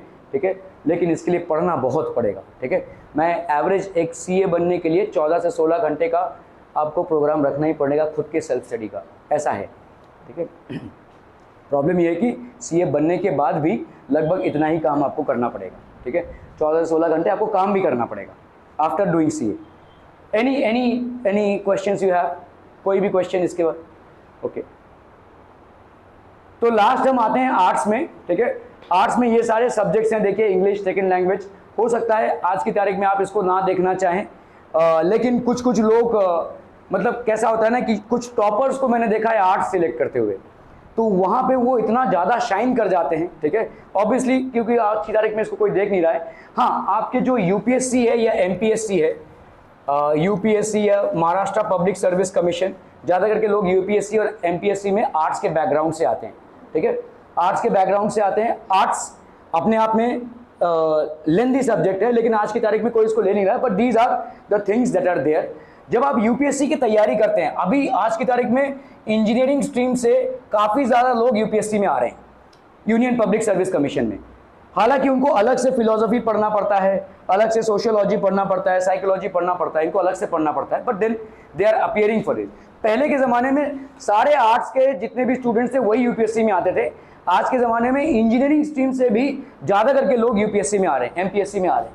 महाराष्ट्र पब्लिक सर्विस कमीशन हो गया या यूनियन पब्लिक सर्विस कमीशन हो गया, इसमें काफ़ी सारे बड़ी तादाद में लोग आ रहे हैं, ठीक है। तो ये सारे आपके आर्ट्स के सब्जेक्ट हो गए, ठीक है। आर्ट्स में आपके करियर ऑप्शंस काफ़ी हैं, ठीक है। जैसे आपके अंडर ग्रेजुएट कोर्सेज देखिए इतने सारे अवेलेबल हैं आपको। बैचलर ऑफ बिजनेस एडमिनिस्ट्रेशन आप कर सकते हैं आफ्टर 10+2, ठीक है। Bachelor of management studies, bachelor of fine arts कर सकते हैं आप, ठीक है। Bachelor of event management, integrated law course ये काफ़ी लोग करते हैं, BA प्लस LLB है ये, ठीक है। मतलब आप BA करने के साथ साथ इंटीग्रेटेड है ये, LLB होता है 5 साल का, जिसके साथ आप लॉयर बन जाते हैं, सर्टिफाइड लॉयर, ठीक है। Bachelor of journalism and mass communication, bachelor of fashion designing, bachelor of social work, bachelor of business studies, ये तमाम कोर्सेज आपके लिए देखिए अवेलेबल हैं आर्ट्स के स्ट्रीम में, ठीक है। एविएशन कोर्सेज मतलब क्या? एविएशन कोर्सेज जैसे एयर होस्टेस, जैसे आपका customer service in aviation industry, ठीक है, ये सारी चीज़ें हो गई। इंटीरियर डिज़ाइन है, हॉस्पिटैलिटी एंड होटल एडमिनिस्ट्रेशन, ये भी आपका आर्ट्स में सारे ये सारे कोर्सेज अवेलेबल हैं। तो काफ़ी सारे अपॉर्चुनिटीज़ आपके आर्ट्स में भी हैं, ऐसा कुछ नहीं है कि आर्ट्स लेंगे तो ज़िंदगी का कुछ भरोसा नहीं रहेगा। बैचलर ऑफ डिज़ाइन, ठीक है, bachelor of performing arts, performing arts जैसे म्यूजिक वगैरह हो गया आपका, BA in history, bachelor of hotel management, ये सारे तमाम कोर्सेज आपको आर्ट्स की स्ट्रीम में अवेलेबल हैं, जो अच्छे खासे चल रहे हैं, ठीक है, जिनका अच्छा खासा डिमांड भी है। तो ये तो मेरी तरफ से था इन 3 स्ट्रीम्स के बारे में। अभी आप जो भी आपके बारे में मतलब आप जो भी पूछना चाहें, मतलब ऐसा नहीं है कि कौन सा स्ट्रीम चूज़ करें, तो बहुत सारे क्वेश्चंस आ सकते हैं माइंड में कि कॉलेज कौन सा चुनें, या मतलब कौन सा कोर्स चुनें, क्या करें, IIT करें, नीट करें। तो मैंने आपके सामने एक प्लेट रख दिया, ये फूड है, खाना आपको है, ठीक है। तो अगर आपके दिमाग में कुछ भी आ रहा हो, कोई भी question related to entire studies, please पूछिए, feel free to ask. Okay, diploma की बात कर रही हैं आप। ओके, डिप्लोमा देखिए कैसा है। मैंने जैसे आपको बोला, अभी आपको एग्जाम्पल दिया, IIT में आपके 35%, इस साल की बात कर रहा हूँ, ठीक है, 35 बच्चों का प्लेसमेंट नहीं हुआ है। इसका मतलब ये नहीं कि उनको नौकरी नहीं मिलेगी, इसका मतलब नौकरी इनको खुद से ढूंढनी पड़ेगी। कॉलेज से पास आउट हुए और नौकरी मिल गई, इसको बोलते हैं प्लेसमेंट। कॉलेज वालों ने ही एक प्लेसमेंट कंडक्ट करवाया, उसमें आप सिलेक्ट हो गए, आपको अच्छा खासा पैकेज मिल गया, आप या इंडिया में रह गए या बाहर चले गए, ये सब आपकी बातें हैं। यहाँ पे IIT में 35% लोगों को प्लेसमेंट नहीं मिला है, ठीक है। In spite of them cracking more than 7.5% GPA, इतना उन्होंने क्रैक किया है, उसके बाद भी उनका प्लेसमेंट नहीं हुआ है। जिनका स्कोर इनसे भी कम है तो ऑब्वियसली उनको तो कोई स्कोप ही नहीं है, ठीक है। तो आप सोचिए 5000 IITs में से अगर 35% माइनस होते हैं तो कितना हो गया, 35, आप सोचिए 35 × 5 कर लीजिए, 1650 बच्चे ऐसे ही माइनस हो गए। 1650 बच्चों का प्लेसमेंट नहीं हुआ, in spite of them having 7.5 GPA, ठीक है। और इसमें और आप समझ लीजिए 1000 और ऐड कर लीजिए जिनको 7.5 GPA भी नहीं मिला रहेगा। तो अप्रॉक्सीमेटली 50% से ज़्यादा लोगों को इंजीनियरिंग करने के बाद भी खुद से जॉब ढूंढना पड़ेगा। क्यों? क्योंकि इंजीनियरिंग का मार्केट जो है बहुत सैचुरेटेड है, ये आपको एज अ फैक्ट एक्सेप्ट कर लीजिए, ठीक है, बहुत ज़्यादा सैचुरेटेड है। अभी अगर आप आज की तारीख में डिप्लोमा कर रहे हैं, तो अगर समझ लीजिए किसी कंपनी में एक डिप्लोमा इंजीनियर आया और एक कोई ऐसा इंजीनियर आया, तो कंपनी वाले किसको हायर करेंगे? ऑब्वियसली जो इस मेन स्ट्रीम से इंजीनियर आया रहेगा ना। डिप्लोमा इंजीनियर मतलब क्या है? आज मैंने डिप्लोमा लिया, मैंने सेकेंड ईयर में इंजीनियरिंग किया, सेकेंड ईयर में मैं इंजीनियरिंग में आया, तो वो तो सबको मालूम रहता है आप ऐसे इंजीनियरिंग किया है आपने, तो आपका वेटेज बहुत बहुत कम हो जाता है, ठीक है। तो उसमें अगर मेरे हिसाब से आप 10+2 कीजिए और 10+2 + 3 कीजिए। ऐसा कुछ नहीं है कि आप डिप्लोमा नहीं कर सकते हैं, कीजिए, लेकिन डिप्लोमा में आप जो बैकडोर एंट्री कर रहे हैं इंजीनियरिंग में, उसमें आपका वेटेज बहुत कम हो जाएगा। आज की तारीख में मतलब IIT जैसे जगह से अगर 35% लोग प्लेस नहीं हो पा रहे हैं, तो सोचिए डिप्लोमा करके कैसे ही लोग प्लेस होंगे। जो हकीकत है वही बोल रहा हूँ। और ये चीज़ें दिन ब दिन टफ होती जाएंगी, ये चीज़ें दिन ब दिन मतलब हाँ कुछ चीज़ें आपकी आसान होती भी जा रही, कुछ चीज़ें मुश्किल भी होती जा रही हैं। तो डिप्लोमा हमारे टाइम पे बहुत मायने रखता था, लेकिन अभी धीरे धीरे लुप्त प्राय होता जा रहा है ये, ठीक है। हमारे टाइम पे डिप्लोमा कर लो यार, ख़त्म करो, ठीक है, इंजीनियरिंग में सेकंड ईयर में चले जाएंगे, ऐसा बहुत लोग करते थे। लेकिन अभी धीरे धीरे ये लुप्त प्राय होता जा रहा है, क्योंकि अभी स्कोप नहीं मिल रहा है। जो मेन स्ट्रीम इंजीनियर्स हैं उनको ही नहीं मिल रहा है, तो डिप्लोमा वालों को कौन पूछेगा, ऐसा है। लगना है तो लग कहीं भी लग सकता है, लेकिन जो हकीकत है वही बयां कर रहा हूँ आपको। और कोई क्वेश्चन, और कोई भी क्वेश्चन, कोई भी चीज़ जो आपके दिमाग में आ रही हो, कोई भी चीज़ बेखौफ पूछिए, जितना कुछ, हाँ बोलिए, नहीं ओके, जितना भी क्वेश्चन पूछिए, कोई दिक्कत नहीं है। कोई भी क्वेश्चन आपके दिमाग में आ रहा हो, मैंने ये 3 स्ट्रीम आपके साथ डिस्कस किए हैं, आपके साइंस और कॉमर्स, और हालांकि मैं अगर 5 घंटे का भी आपका एक सेशन लूँ तो भी सारी चीज़ें कवर नहीं होंगी। मैंने ऊपरी तौर से जो आपको जानना बहुत ज़रूरी है वो कवर किया है। इसके बाद आपके बहुत सारे क्वेश्चंस हो सकते हैं, इसके बाद भी क्या यही सब ऑप्शन है? नहीं। क्या यही सारे ऑप्शन हैं आपके पास? नहीं, लेकिन आजू बाजू के कॉलेजेस में यही सारे ऑप्शन हैं। हाँ बोलिए। आईटीआई देखिए आपका, मतलब अगर मैं बोलूं इंजीनियरिंग यहाँ है, डिप्लोमा मतलब इंजीनियरिंग अगर यहाँ है, डिप्लोमा यहाँ है, और आईटीआई यहाँ हो जाएगा, ठीक है।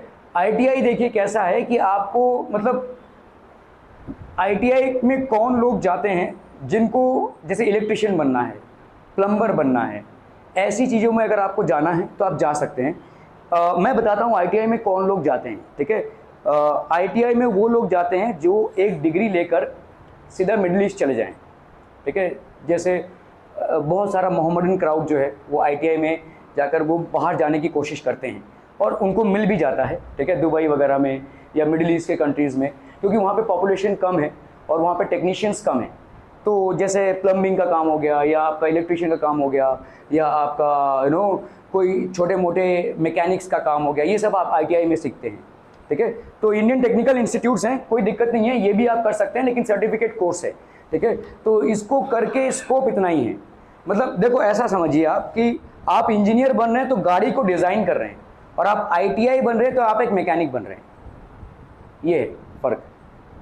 तो कर सकते हैं, लेकिन ये लोग ज़्यादा करके वही लोग करते हैं जो बाहर जाने की कोशिश कर रहे हैं, ठीक है। मिडिल ईस्ट वगैरह में काफ़ी सारा डिमांड अभी भी है, तो लोग जाते हैं आईटीआई करके के बाद। सो मतलब अभी तो धीरे धीरे अगर आप एक अच्छा स्टूडेंट हैं तो मेरे हिसाब से इसको टारगेट कीजिए। अगर पीसीएम में टारगेट करना चाहते थे, अगर आपको अपने आप को भरोसा है तो आप बिंदास इसको टारगेट कीजिए। अगर आप डिप्लोमा करना, देखिए कोई भी ऑप्शन आपके लिए बंद नहीं है, सारे ऑप्शंस आपके लिए खुले हैं, आपको चूज़ वाइजली करना है आपके हिसाब से। और मेरे हिसाब से देखिए अक्सर जो चॉइस हम करते हैं, ये मेरा मानना है, वो एक फैमिली प्रेशर हो या हमारे अच्छा उसने लिया तो मैं भी लूँगा, ऐसा वाला हिसाब है, और ये अक्सर आपके लिए एक एक्सीडेंटल हो जाता है, ठीक है। तो आप बहुत इत्मीनान से सोचिए आपको क्या लेना है, और इसको अगर आप डिसीजन नहीं ले पा रहे हैं कोई दिक्कत नहीं है। महाराष्ट्र के आपके ई बुक लाइब्रेरी में जाइए, वहाँ से आप कोई भी बुक डाउनलोड कर लीजिए, फिज़िक्स का, केमिस्ट्री का, हिस्ट्री का, ज्योग्राफी का, थोड़ा सा पढ़िए। 4-5 पढ़ने के बाद आपको थोड़ा सा आइडिया हो जाएगा कि आप करना क्या चाहते हैं, ठीक है। तो ये ऐसे थोड़ा सा अपना रिसर्च भी कीजिए, उसने साइंस लिया, उसने साइंस लिया, मैं भी साइंस लूँगा, ये वाला ही चल रहा है, या मेरे पेरेंट्स बोल रहे हैं साइंस लेने के लिए, ये वाला ही चल रहा है। पेरेंट्स आपका बुरा नहीं चाहेंगे, पेरेंट्स आपका भला ही चाहेंगे, लेकिन साथ ही साथ आपको देखना है कि आप किस में बैठ सकें, आप किस में ढल सकें, और इसके लिए थोड़ा सा रिसर्च आप कीजिए। और रिसर्च मतलब ये नहीं होता है कि यूट्यूब के वीडियोस देखो, रिसर्च मतलब ये भी होता है कि आप थोड़ा सा उन बुक्स को टटोलने की कोशिश करें, थोड़ा सा ज्ञान अर्जित करने की कोशिश करें। अभी आपके पास काफ़ी सारा टाइम है, तो आप इस टाइम में इन इंटरनेट पे जाकर बुक्स खरीदने की ज़रूरत नहीं है, आप इंटरनेट से डाउनलोड कीजिए, वहाँ से 4-5 पन्ना या एक चैप्टर ही पढ़ डालिए, देखिए कैसे कनेक्ट हो रहे हैं आप, क्या आपको समझ में आ रहा है, क्या मतलब एकदम सर के ऊपर से जा रहा है, बाउंसर जा रहा है, ये कैसा है, कैसा आप उसके साथ कनेक्ट हो रहे हैं। तो ये थोड़ा सा आप ये जनरल कीजिए, इससे आपका चॉइस रिफाइन होगा। वरना क्या है, अक्सर हम चॉइस मतलब आजू बाजू का देखकर ही करते हैं, थोड़ा सा आपके अंदर से चॉइस आना चाहिए, ये मेरा मानना है। चाहे आप आर्ट्स चुने, चाहे कॉमर्स चुने, चाहे साइंस चुने, ये आपके अंदर से आना चाहिए। कि मैं किसके साथ कनेक्ट हो रहा हूँ और आगे चल के इसमें क्या स्कोप है। पेरेंट्स आपका भला ही चाहेंगे, पेरेंट्स आपको बोलेंगे कि ये करो, और आपको करना भी चाहिए ज़्यादा करके, क्योंकि वो आपको जज भी कर पा रहे हैं कि आप कैसे हैं और आप इसके साथ कोप अप कर पाएंगे कि नहीं।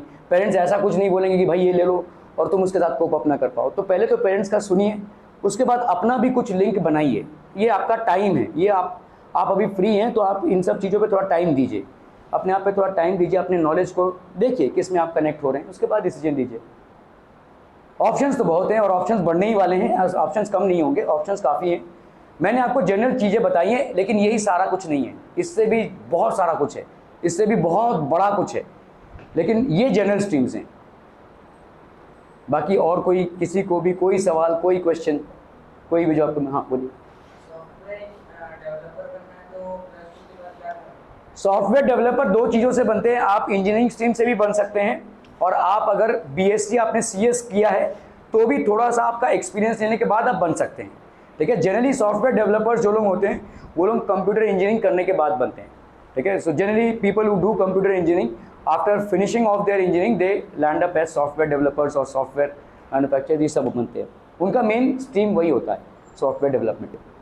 तो आज की तारीख में तो सॉफ्टवेयर डेवलपमेंट से ज़्यादा आर्टिफिशियल इंटेलिजेंस हो रहा है, धीरे धीरे वो टेक ओवर कर रहा है, लेकिन लगभग वही सेम रूट है, ठीक है। अगर आप अच्छे सॉफ्टवेयर डेवलपर हैं तो it will not take much of time to understand software development और आर्टिफिशियल इंटेलिजेंस।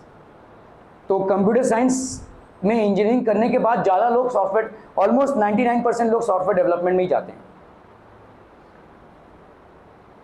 और कोई question, anything else? Please please, जो भी जिसका भी जो भी आपका, मैं यहाँ पे कोई ऐसे लेक्चर देने के लिए नहीं कर रहा हूँ, मैं आपका जो भी रहेगा वो क्लैरिफाई कीजिए।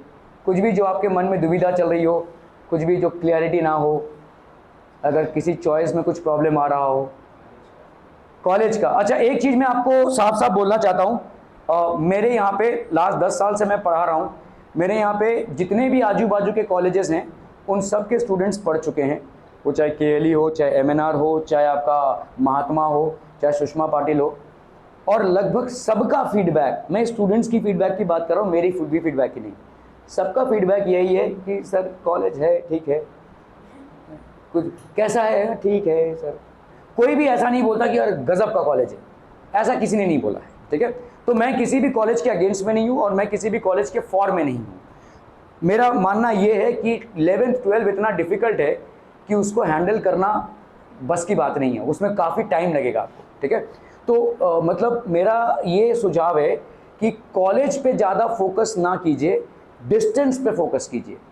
लगभग लोग यही सोचते हैं कि यार अभी जाएंगे हम, नेहरू जाएंगे, बॉम्बे जाएंगे, बड़े बड़े जगहों पे जाएंगे, इसमें आपका टाइम वेस्ट के सिवा और कुछ नहीं होने वाला है, क्योंकि जितना नॉलेज आपको वहाँ मिलेगा उतना ही लगभग नॉलेज यहाँ भी मिलेगा।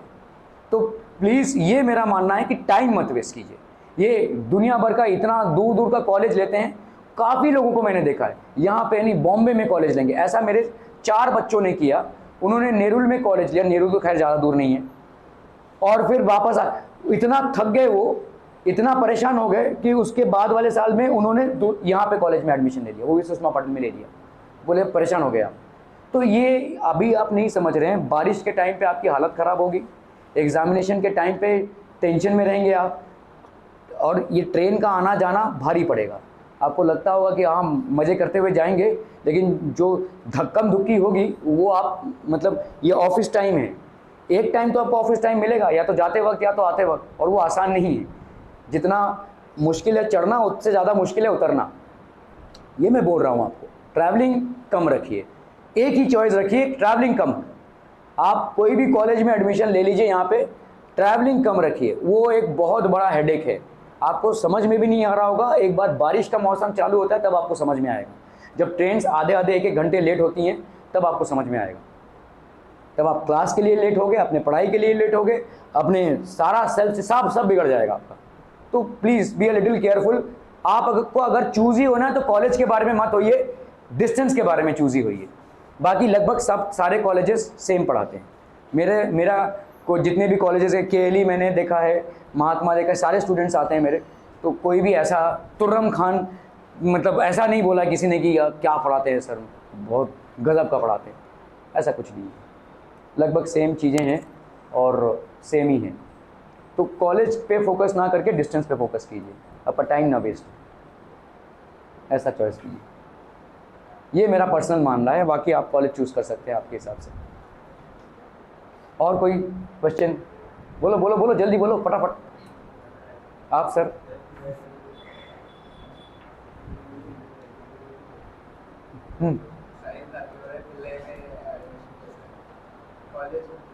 मैं बोल रहा हूँ ना, सारे कॉलेजेस, पिल्लई बोलो या सुषमा पाटिल बोलो या केएलई बोलो, सब के सब एक लेवल पे ठीक ही है। देखो महाराष्ट्र में जितने भी कॉलेजेस है ना, उनको सर्टिफिकेट ऐसे ही नहीं मिलता है, बहुत सारे प्रोसीजर्स होते हैं जिसके बाद आपको सर्टिफिकेट मिलता है। आप ऐसा कॉलेज डाल के बैठ जाएंगे तो नहीं होता, काफ़ी सारे इंस्पेक्शंस होते हैं आपके, आप एग्जामिनेशंस कंडक्ट करवा रहे हो नहीं, आपका ऑनलाइन के सीबीएसई में कोई ऑनलाइन प्रोसीजर नहीं है, लेकिन बोर्ड्स में आपका महाराष्ट्र में ऑनलाइन प्रोसीजर्स है ताकि कोई झोल ना हो पाए, है ना। तो ये सारी चीज़ें हैं, काफ़ी कंट्रोल है। तो वो सारा आपका कॉलेज का लाइसेंस चला जाएगा अगर पढ़ाई नहीं हो रही होगी या एग्जामिनेशंस नहीं हो रहे होंगे, ऐसा अगर आप SCRT के रूल्स एंड रेगुलेशंस को फॉलो नहीं कर रहे हैं, तो सब कॉलेज को मतलब मजबूरन उतना तो करना ही पड़ेगा। तो पिल्लई कॉलेज बोल लो, कोई भी कॉलेज बोल लो, they are all good in their own terms, they are all good, सब अपने अपने जगह पे सही है, ठीक है। मैं यहाँ पे बोल नहीं सकता हाँ ये बेस्ट कॉलेज है, क्योंकि जो आप 10+2 पढ़ते हैं ना, उसमें आपका मेन मुद्दा होता है कि आप करियर कैसे बनाएं, और कॉलेज वालों को आपके करियर से कोई लेना देना नहीं है, उनको बोर्ड से लेना देना है। आप बोर्ड क्रैक करें, ठीक है, तो उनको करियर से कोई लेना देना नहीं है, ठीक है। आप अपना करियर बनाएं, आप करियर तो नहीं बना रहे, लेकिन मोबाइल पे देखते हैं, ये क्या है, वो क्या है, इतना ही चालू है सर। वो तो है, वो तो, और ये आपके घर की कहानी नहीं, मेरे घर की भी कहानी है। वीडियो देखते हैं बच्चे, लेकिन उसमें फोकस नहीं ना, करते, क्या करना चाहिए, क्या करना चाहिए, करेक्ट, डायरेक्शन नहीं है। ये हमारे टाइम पे ये सब ऑप्शन नहीं था, हमको अगर कुछ पढ़ना रहता था लाइब्रेरी भागो, वहाँ से एक बुक लेकर आओ, वो भी 7 दिन में रिटर्न करना है। आज की तारीख में बटन से आप मतलब कहाँ से कहाँ पहुँच जाते हैं, लेकिन फिर भी उसका शायद उपयोग से ज़्यादा दुरुपयोग हो रहा है, और इसको अपन कंट्रोल ही नहीं कर पा रहे हैं। क्या करें, इसको किस हद तक कंट्रोल करें, तो नहीं हो पा रहा है। ये मेरे घर की भी कहानी है, आपके घर की नहीं, मेरे घर की भी कहानी है, तो सब जगह ही ऐसा है। तो हाँ, कनेक्टिविटी को बहुत ज़्यादा है, ये क्या दे रहा है, यही चालू है, करेक्ट। ये कॉलेज अच्छा है, वो कॉलेज अच्छा है, वही तो मैं बोल रहा हूँ ना, आप डिस्कस हो रहा है, बाकी कोई डिस्कस हाँ, आपका जो डिसीजन आप ले रहे हैं ना, वो आप बहुत अंदर तक जाएंगे ना तो आपको पता चलेगा वो आपका डिसीजन है ही नहीं, वो ये बाजू वालों के इन्फ्लुएंस से वो आपने लिया है। यही मैं बोल रहा हूँ कि इसको मत करो, आप अपने डिसीजन पे फर्म रहो, और आप खुद ही देखो, बुक्स को खोलकर खुद डिसाइड करो, और फिर आप जाओ। आप ज़्यादा करके ये बाजू वाले कि इसने क्या लिया, उसने क्या लिया, इसने क्या लिया, उसने क्या लिया, और कितने कौन से कॉलेज में जा रहा है, इस सब से आप इन्फ्लुएंस हो रहे हो। ये सब इन्फ्लुएंस छोड़कर आप खुद फिल्टर करके अपने बारे में अपने हिसाब से सोचिए, और फिर एक कंक्लूजन पे अराइव कीजिए। और मुझे नहीं लगता वो बहुत ज़्यादा डिफिकल्ट है।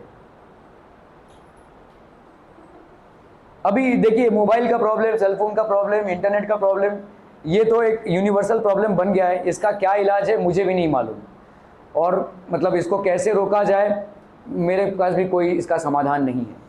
शायद मैं भी इसी तकलीफ से गुजर रहा हूँ, मेरे घर में भी यही है, तो इसका मैं आपको क्या समाधान दूँ। लेकिन ये बोल सकता हूँ कि आपका जो डिसीजन मेकिंग है वो काफ़ी ज़्यादा इन्फ्लुएंसिव हो गया है। हमको हमारे बचपन में मालूम था कि क्या करना है, क्योंकि हमारे पास इतने सारे ऑप्शन नहीं थे। पढ़ना है, अगर एक एक्स्ट्रा बुक चाहिए तो लाइब्रेरी जाना है, पापा पैसे नहीं देंगे, और इंटरनेट तो हमारे सामने था ही ना, तो यही है, और क्या है। तो मतलब जीवन थोड़ा सिमटा हुआ था। अभी जीवन आपका फैल गया है, तो ऑप्शन बहुत ज़्यादा हैं, तो कभी कभी ऑप्शंस का उपयोग होता है और ज़्यादा करके उसका दुरुपयोग भी होता है। तो इस पर अपन कुछ कर नहीं सकते, इसका मेरे पास भी कोई आंसर नहीं है। और कोई कुछ जानना चाहते हैं, और कुछ, कोई भी क्वेश्चन, कोई भी सवाल?